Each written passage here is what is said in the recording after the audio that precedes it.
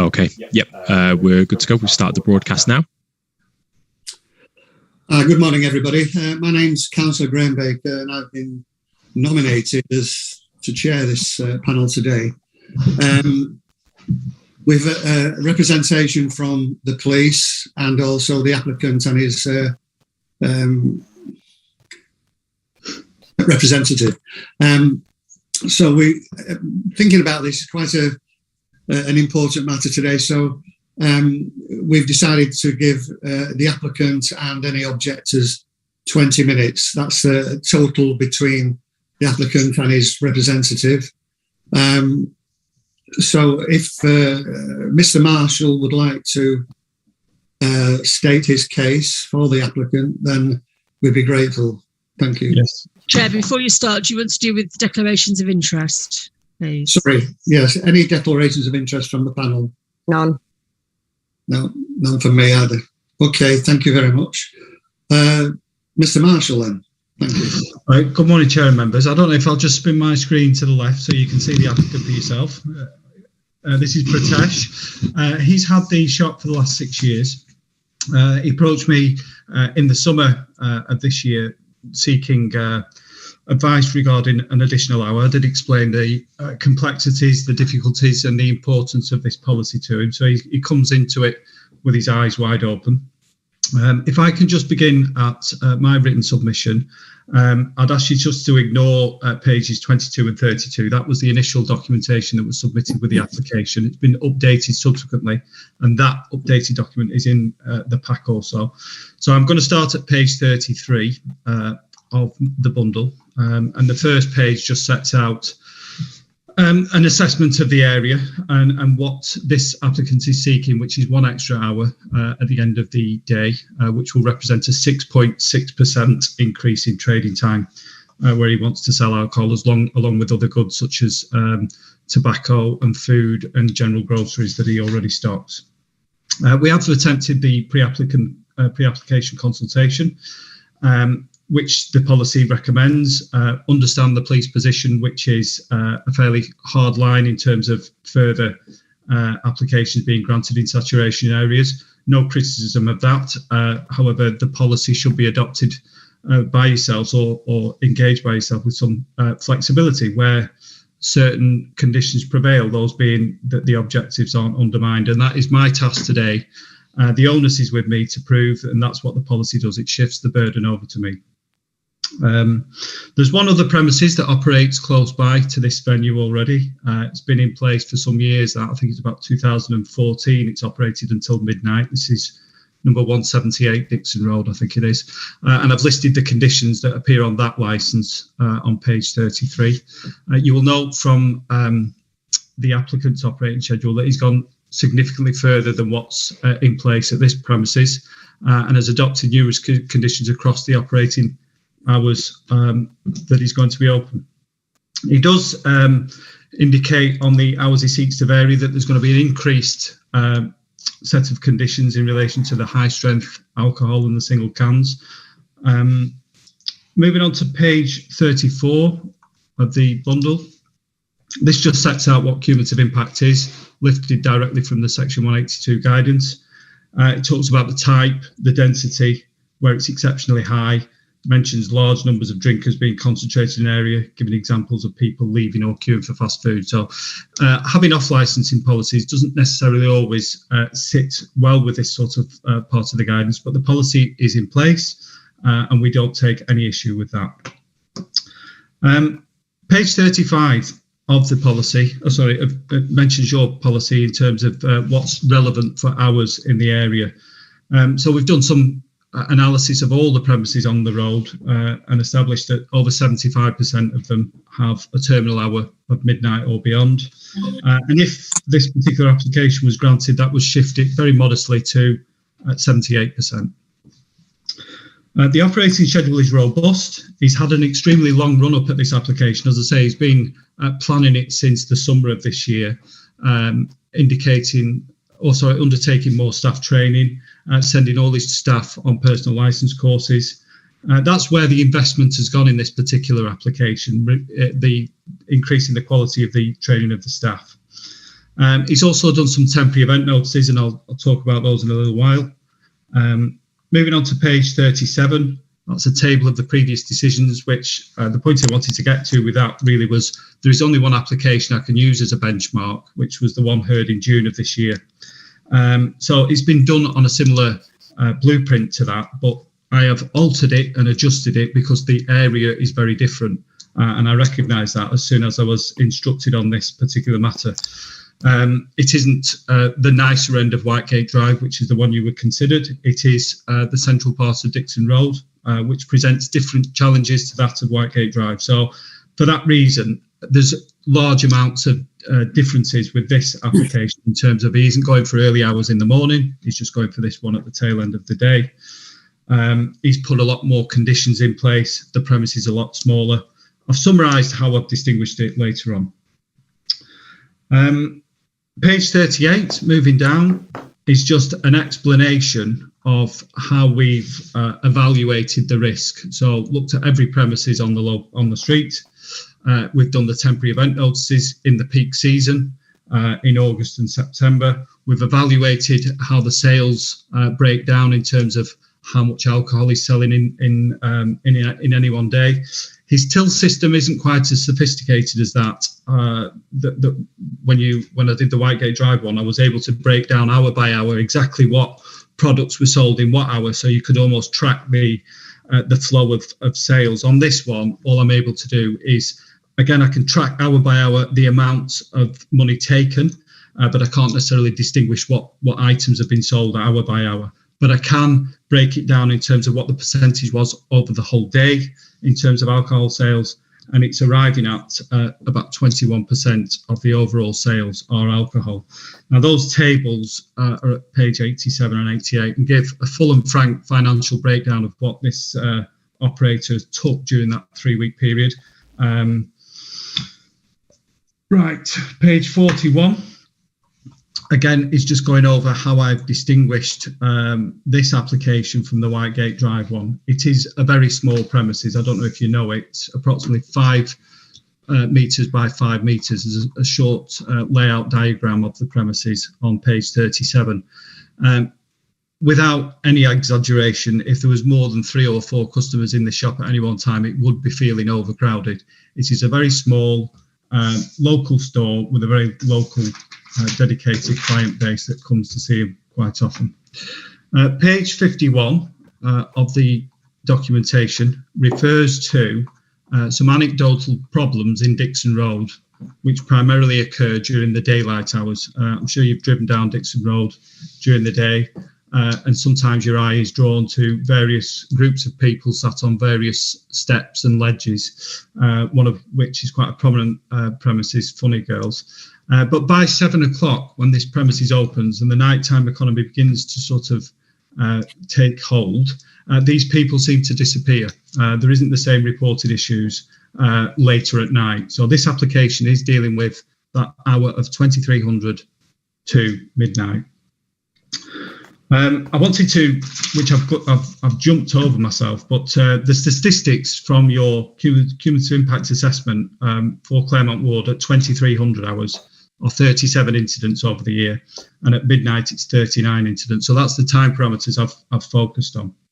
I know the police have updated the information in relation to the cumulative impact assessment, but there's very strict rules about how you do this.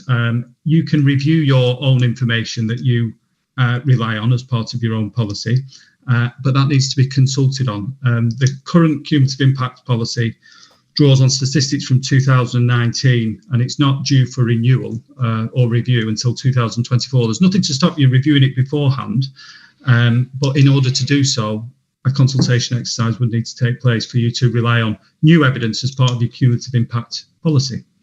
However, that information has brought something quite positive to me in terms of how things are working with this particular cumulative impact policy, which I'll go on to later on. So no problems with the updated information from the police, very grateful, and it shows what I believed to be happening, which I'll go into in more detail later on.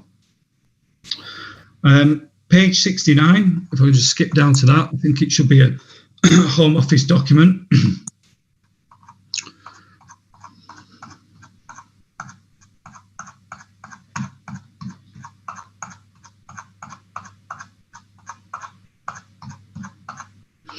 So this was an assessment done by the Home Office prior to the changes that they brought in 2017. And they were just doing the SWOT analysis of the strengths, weaknesses, etc. of saturation policies. There's various things that are helpful to me. I'm sure there's various things in it that are helpful to you as an authority. It's an objective document written by officials, but it does say that the trade should benefit from CIPs, cumulative impact policies, by them being applied consistently and proportionally and transparently. Page 71 also, I suppose, assists me in terms of how they are approached, which is they shouldn't be approached with a closed mind. They shouldn't be there to impose quotas or create somewhat of a straitjacket. And local authorities are required to show that the objectives will not be undermined, would be undermined if you were to grant an application, and the conditions proposed will be ineffective. So that's why I've tried to tailor this to as modest as an increase as possible with the strongest conditions that we can think of and that are practical in these circumstances. Paragraph 11, would you be surprised that the industry are opposed to cumulative impact policies? This is what's said in this document after they have done consultation. It's no surprise that the industry are opposed to them. It makes life difficult for them. But it also makes applicants up their game, and that is what this document's suggesting. If they're used correctly, it can improve engagement between the parties, applicants and the authorities, etc., and improve the overall standard of applications. And that's at paragraph 11 on page 72. Page 74. On occasions, cumulative impact policies can have a positive effect. That's what this is saying. Now, the idea in my mind for cumulative impact policies is it keeps a lid on issues in a locality, stops them from getting worse. You could never expect a cumulative impact policy to bring around change, because by the very nature of it, it is keeping things in the status quo. But by virtue of the same argument, you would expect that crime would not go up if you are keeping things on a level. Now, you as a committee at Blackpool have been very strong and supportive of the position of local responsible authorities. When they come to you and say, we've got a problem with this, there's a policy, pretty much all but one or two, you've refused. So you've kept your end of the bargain in terms of keeping a lid on things. Now, would you think that crime has gone up or has crime has gone down in the last few years? So the statistics from 2019, when your own cumulative impact assessment was done, give you a figure of 604 crimes in the Claremont area over the 12-month period. Moving forward to the most recent information that Sergeant Cox has produced, that's increased to 825, so it's a 30% increase. And it isn't because you've issued more licences, because you haven't done that. So in my submission, it's not the off-licences fault that crime has gone where it has. It's probably more likely that crime has gone up due to issues around lockdowns and so on in 2020 and 2021, where people were at home more, frustrated more, and all the statistics based on your own policy are for crime matters at home addresses. So for me, it makes perfect sense that it's gone up. I had this conversation only a few weeks ago that it is bound to go up, but it's not because of off licenses and it's not because of issues on the street in terms of cumulative impact. It will be purely and simply down to excess demand of alcohol, but the demand test is not part of the Licensing Act. So there's no real way that we could get to the bottom of what's causing this increase or escalation in crime, but certainly for 2020 and 2021, we wouldn't see issues of cumulative impact on the streets. That's where I'm going with those statistics. Turning now to the police representations, which starts at page 97.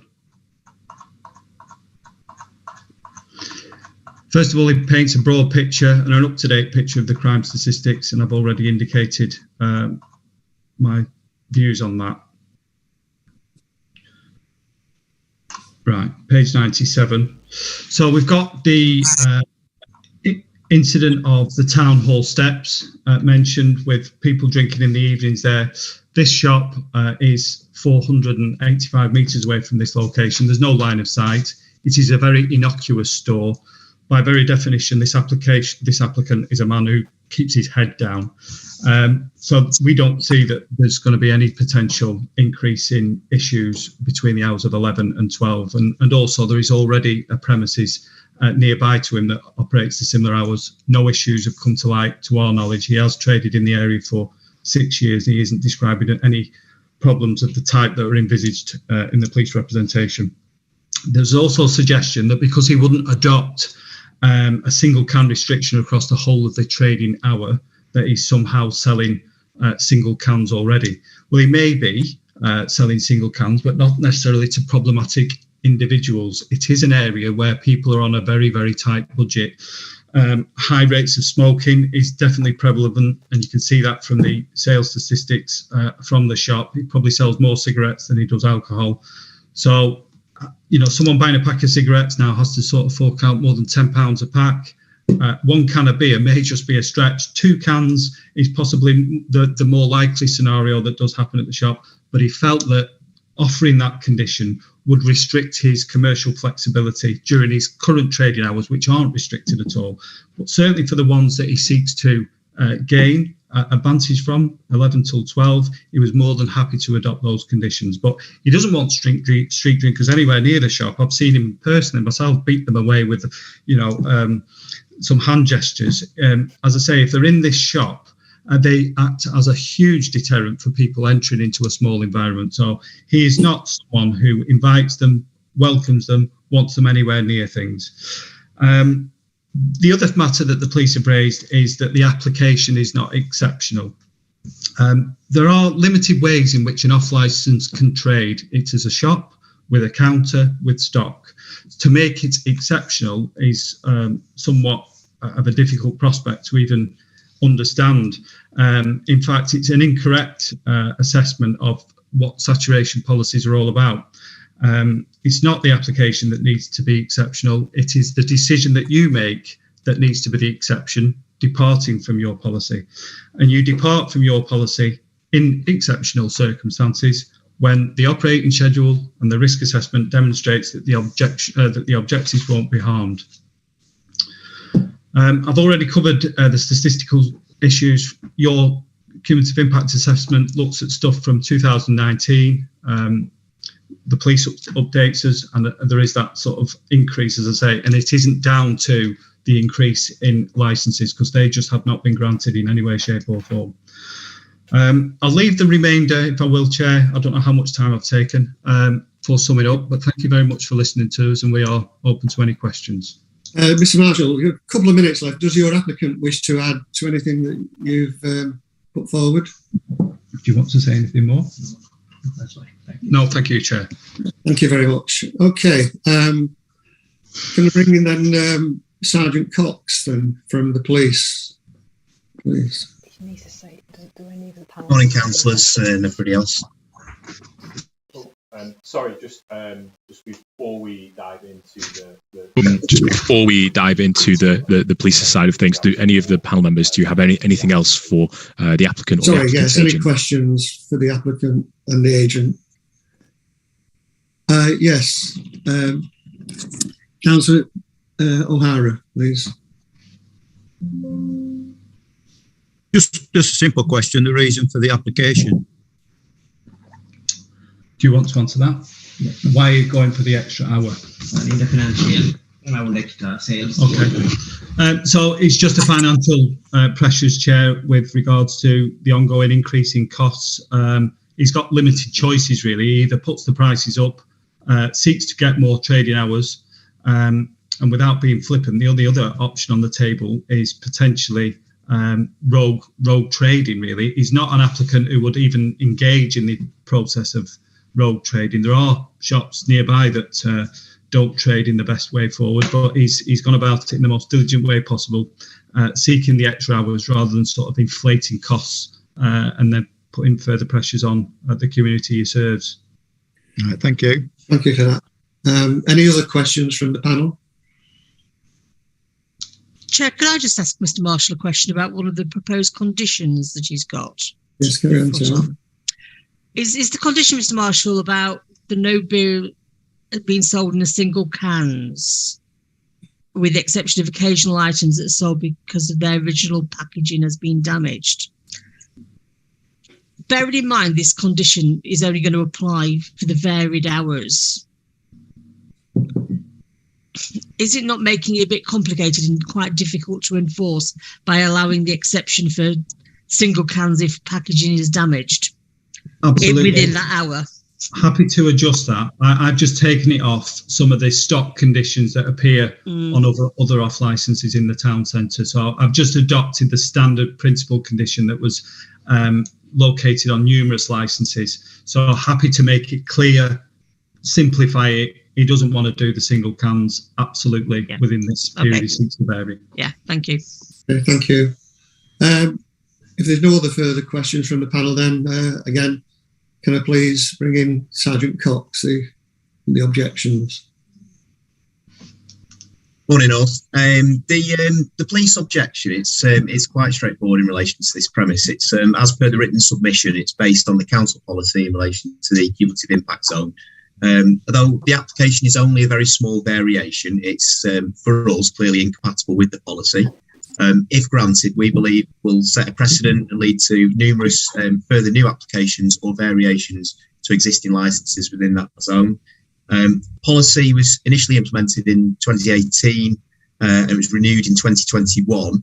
And that was prior to that, there was a cumulative impact policy mentioned in the council licensing policy, which has been there since 2007. So it's quite an established policy in relation to the council's licensing objectives.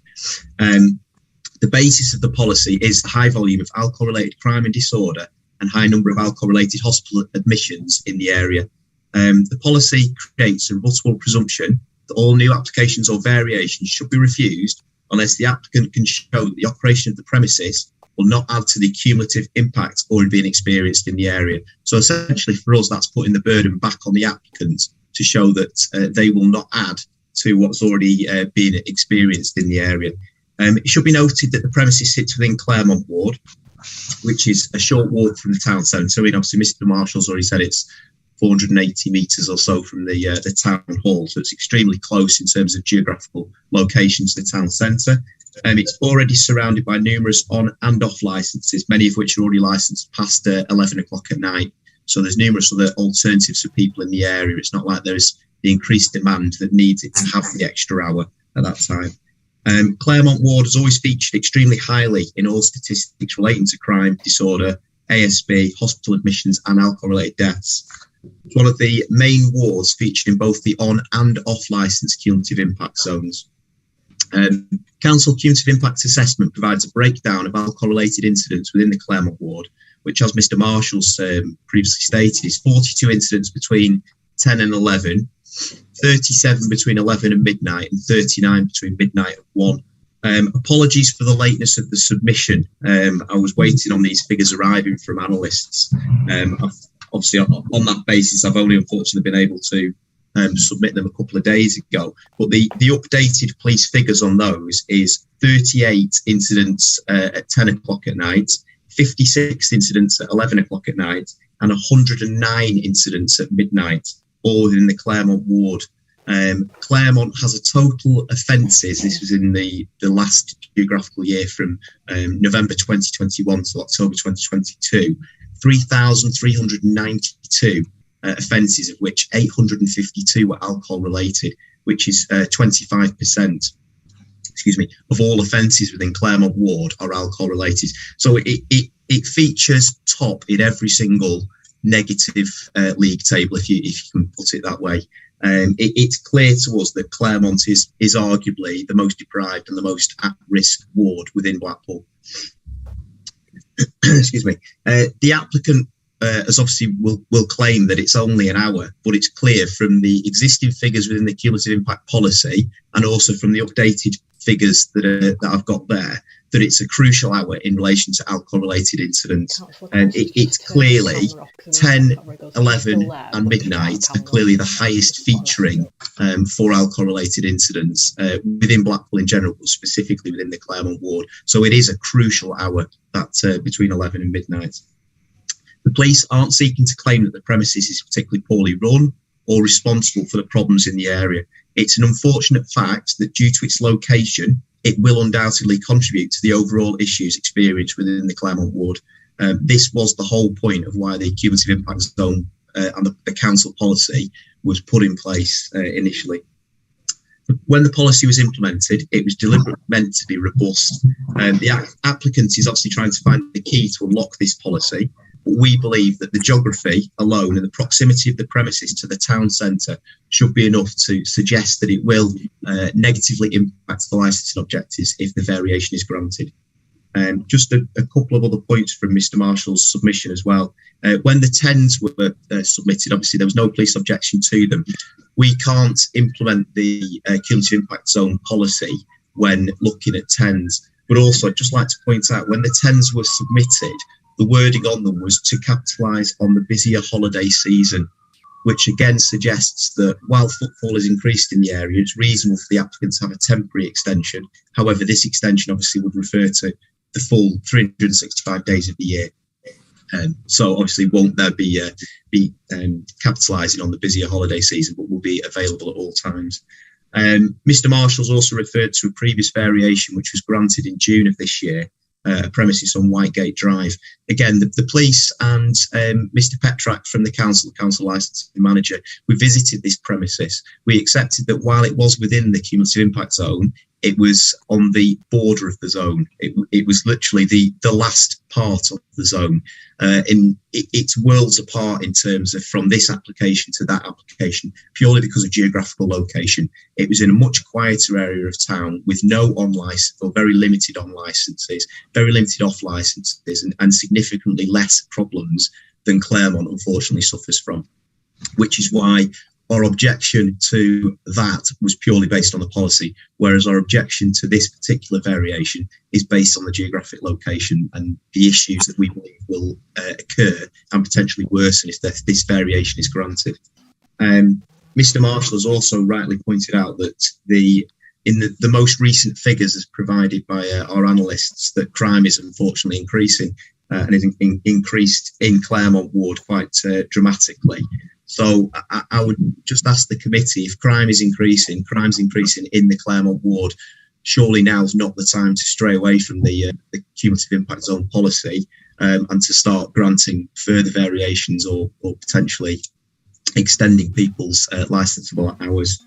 The final point really for us would be it's on the applicant to prove that there will be no negative impact on the licensing objectives. And having listened to Mr Marshall's submission, obviously it's for yourselves to decide, but he's not suggested anything in that would say to me that the licensing objectives won't be negatively impacted by another premises being able to trade later on in an area of high crime, high antisocial behaviour, and as Mr Marshall's rightly pointed out, street drinkers who are situating themselves only yards away from the location of this shop. Clearly, another shop that's selling later on is going to be more of an attraction to those people. I did mention in my original submission as well about the potential for a person who's been refused service at one of the on licences in the area could potentially want to extend their stay in the area by finding an off licence. Therefore, an off licence that's trading later on, it just increases the risk that that person who's clearly already had enough to drink could then go in there, buy some more drink and obviously then potentially drink it on the street, thus in breach of the public space protection order that's there to prevent street drinking as well. So the police feel that this application, albeit with it only being an hour, is incompatible with the council policy in the area and will negatively impact the licensing objectives. Okay, thank you, Sergeant Cox. Does the panel have any questions for Sergeant Cox on this?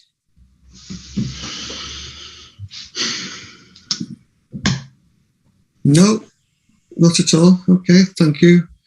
In that case, can I have one or not? Yeah, go on. Yes, please. Can I... Just one question, Chair. That's all. I won't be hostile in any way, shape, or form.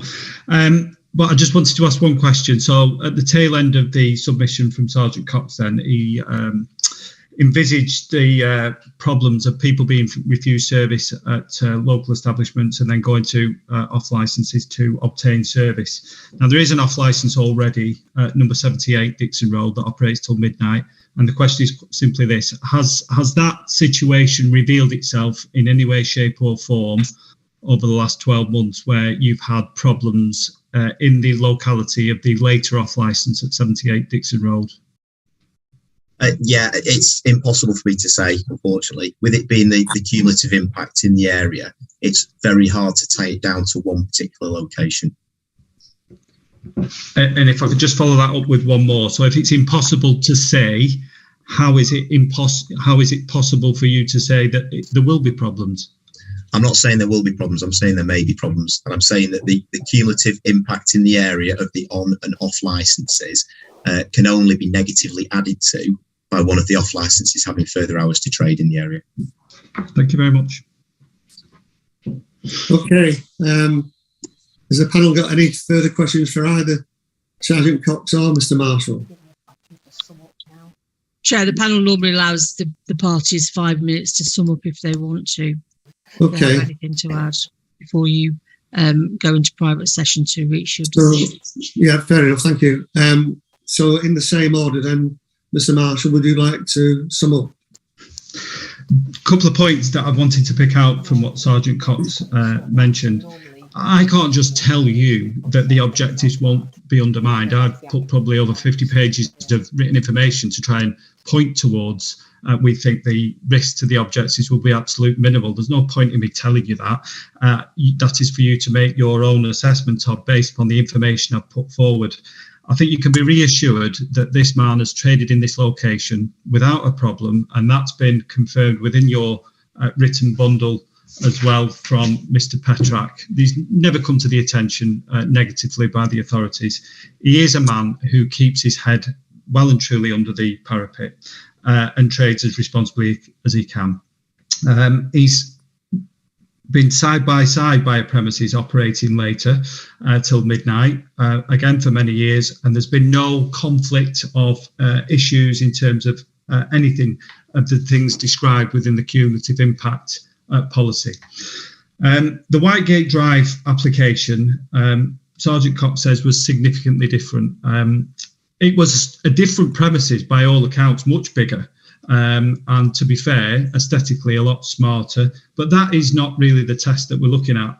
In terms of the layout, the style and all the rest of it, that doesn't give him any marks in relation to this policy. It's the way that the operating schedule and risk assessment has been produced. And that's the thing that gives him marks, along with the fact he's going for an hour that's compatible with what your own policy says. So you do say within your own policy that you will depart from policies only on occasions where there's 3 examples where he trades before midnight, where it's trades in the day and it's not alcohol led, or he's moving from one location to another.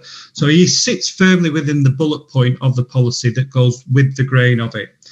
The Whitegate Drive application had also a later premises very close to it. On the junction of Devonshire Road and Whitegate Drive was an off licence that operated between 6 and midnight. So there are very, very distinct similarities in terms of the numbers of premises and the hours within that location. So I would push back against the fact that it's very different.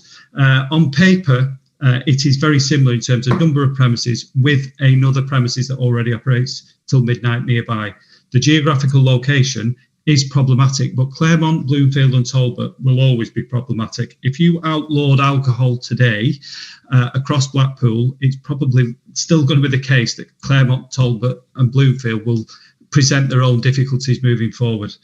It's a modest application with a man who's very much on board with all the regulations that need to be in place to operate this in line with the licensing objectives. It hasn't come to light. I would pretty much be willing to bet that he will never come to light should you grant this license. And I don't think in any way, shape or form the objectives will be harmed by a modest increase of 6.6% increase in his trading hours. You can already see that alcohol isn't a major feature of his product line. It represents 21%. So you are getting a lot from this application in terms of the additional conditions that will apply across the board. You're getting a committed closing time of midnight, which at the moment is not there. You're getting modernised CCTV conditions, upgraded proof of age training. You've got personal licence holders on duty at all times in this shop. So that increased awareness, expertise has been invested in by this applicant. And he is serious and has gone about it as diligently and as properly as he possibly can. So that is my closing speech, Chair. Thank you very much for listening to us today. Thank you very much, Mr. Marshall. Sergeant Fox, then, would you like to sum up at all? Thanks, Chair. It's just to reiterate, really. Whitegate Drive, it was edge of the zone. It was a significantly different area in terms of geography. It's just unfortunate for this applicant that where he sits is unfortunately in the worst ward in Blackpool. It suffers extremely highly from alcohol-related incidents, ASB, crime, and hospital admissions and death. If this applicant was a new application or a variation in one of the other wards in Blackpool, if you picked his shop up and put it somewhere else, we as the police would not have an issue with it. The simple fact is he sits right in the middle of the cumulative impact zone, and we believe that any sort of variation in hours, any new applications, any existing ones that are seeking to expand their hours can only have a negative impact on the licensing objectives. And I appreciate what Mr. Marshall says. We're not going to change Claremont Ward overnight, but we have to start somewhere. And I think the policy is there for a reason. It's there to say that enough is enough. There are suitable number of on and off licenses in this area. They have enough hours. And if anything, we should be looking at pruning back these hours when they start coming to our notice for negative reasons, as opposed to extending them or granting any new ones. As I say, the updated figures that have been provided from the analysts as well, 109 alcohol-related incidents in the Claremont ward at midnight. So that's at the point where this shop closes or would be closing if the variation was granted, where he potentially would be able to sell alcohol up to 23.59, and 109 alcohol-related incidents potentially will take place in the next hour. For us, it's incompatible with the policy, and it's only a short step to say that extra alcohol being available in this area at that time can only be a negative thing. Okay, thank you, Sergeant Cox. In that case, I believe it's opportune now for us to let both parties go and for the panel to discuss. And the results will be passed on to Mr. Marshall and his applicant within 5 working days, sir. Days. Okay. Thank you very much, Mr. Marshall. Thank you. And Sergeant Cox. Thank you, Chair. Thank you, Committee. Thank you. Right.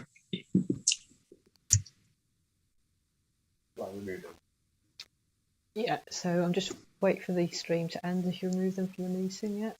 It's really funny you asked that question, Sharon, because that's exactly what I was going to say in the session was, can we put a condition on it that they don't sell single cans because it's just stupid? Because that particular line that you read out, that's what I saw in the paperwork and went, yeah, who's going to be able to enforce that?